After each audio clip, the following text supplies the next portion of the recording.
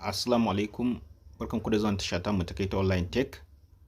Idan muke kawo muku duk sabon ci gaba ta fannin technology tare da online businesses.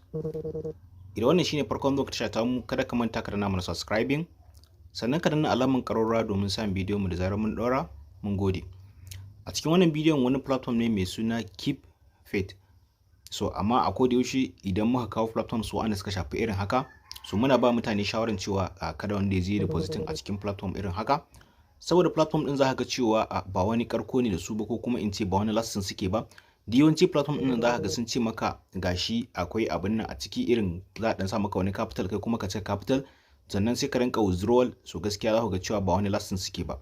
So insha Allah wannan kawai za dai mu yi video review ne in haka kada mutum ya je depositing din kuɗin shi daga baya zo ya ce amma muka kawo platform sannan kuma ya je depositing. Shi yasa a koda shi muke cewa mutum ya tsaya kalli bidiyo mai saurari mu muke cewa kafin ya je depositing cikin platform da zamu sanya.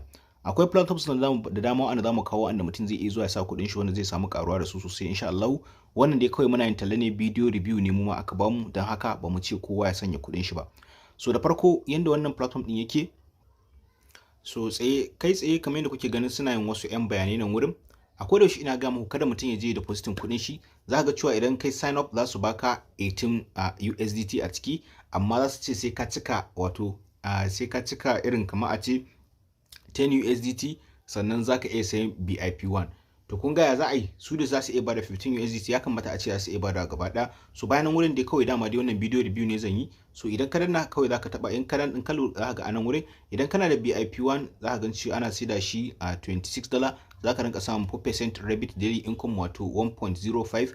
in kuma kana da nawa ne nan, kana da 88, za ka rinka samun 5.28. amma kada wanda ya je depositing a cikin wannan platform din, saboda ni na yi bidiyo review ne kawai a cikin shi. So kawai zan danna confirm domin ku ga ya cikin shi yake. Da farko da ka danna confirm za ka zo ka taɓa wurin mi din nan, za ka ga cewa a nan wurin kai farko naka za ka ga a zai nuna maka kawai duka $18. Idan ka sa $10 sai ya baka $26. in ka sa $26 sai ka dawo wannan wuri inda ka ga a rubuta animal.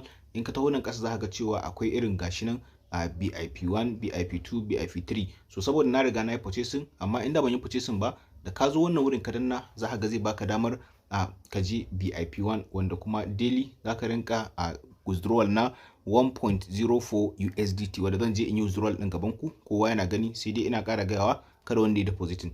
Bayan nan wurin suna da wani services nasu inda zaka je ka ji irin pass and answers questions nasu da suka aje a wurin, sannan ko taba kuma zaka iya ka je kai ma online customer service nasu magana. A nan wurin kuma shine home nasu. Za ka ga cewa akwai informations kala gashi nan wurin da yanayin yadda percentage din BIP nasu yake da komi da komi. Duka dai za ka ga cewa komai da komai gashi a nan wurin. So za ka ga da reward ɗinsu da inda za ka ɗauki referral link ɗinka gashi nan da komai da komai. Alal misali idan za ka yi registration kawai kai tsaye, alal misali yanzu a ce za a yi registration, zan danna sign out. Idan na sign out kawai sai in danna I want to register. So ko kuma a cikin link inda zan aje za ka gani a nan wurin za ka sa email ɗinka, nan za ka sa password, nan ma ka ƙara sa password, nan ma payment password, nan kuma invitation code ne wanda in ka danna a link ɗin za ka sanya. Nan WhatsApp number ce wanda optional ne, in kana so ka sa, in baka so ba sai ka sanya ba. So kawai in ka danna sign in kuma za ka ga cewa zai mai da ka a cikin main abunan din naka. So saboda na riga na yi. So wannan haka tsarin sai yake, kawai za ka registration za su baka $18, sai dai $18 din ba za ka iya komai da ita ba sai ka ƙara $10. Dan haka kuma ni bana bada shawaran mutum ya ƙara $10. So alal misali yanzu in ka zo wurin mi din nan, alal misali yanzu a ce daily income, kawai ka taɓa nan wurin daily income, za ka ga cewa a daily income yau gashi nan wurin duka 1.04. so wannan dukan za ka ga cewa in sun fara ba su wuce kwana 3 kwana 4 kawai suke guda. so don haka ban ba kowa shawara ya zai abin nan ba. Bayan kayi nan wurin kuma ya za ka yi recharging, in ka taɓa nan wannan wurin recharge, za ka ga cewa akwai abin nan, sai ka zo kai copy wannan wallet address din.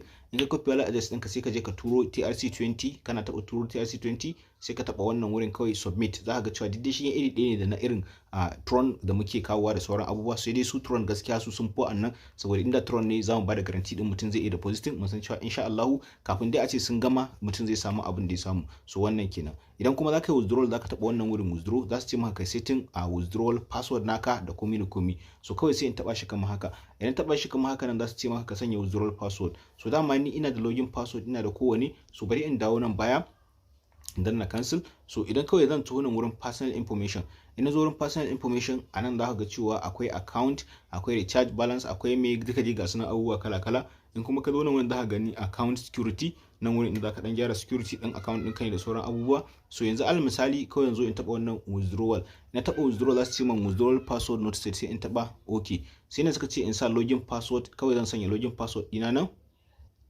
So gashi na sa login password dina, sai aka ce in zaɓi password kuma shi ma na zaɓa. Kawai yanzu abin da zan yi anan sai in danna save. So idan na danna save anan zai bani dama inda zan je in sanya a wato abin dina. Za ku ga cewa gashi nan wurin ya bude min wurin unbound wallet. So in suka ce maka unbound wallet kawai sai in danna kuma okay.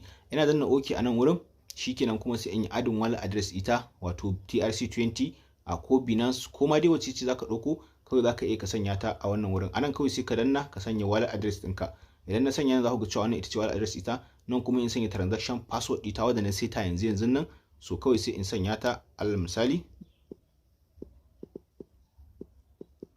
ina sa ta kama haka, kawai sai in danna submit. Ina da submit za ku ga ce man a successful, sai kawai in danna nan sai in taba akan wannan din. So ina taba akan wannan ko kuma kawai in danna back, sai in ce kawai withdraw immediately. Alal misali nan zan taba a gashi nan withdrawal amount, sai in sa 1.04, nan kuma password dina wanda na sanya shi ma kawai sai in sanya password dina. So na sa password, kawai sai in danna withdrawal. Ina danna withdrawal za ku ga ce man withdrawal successful.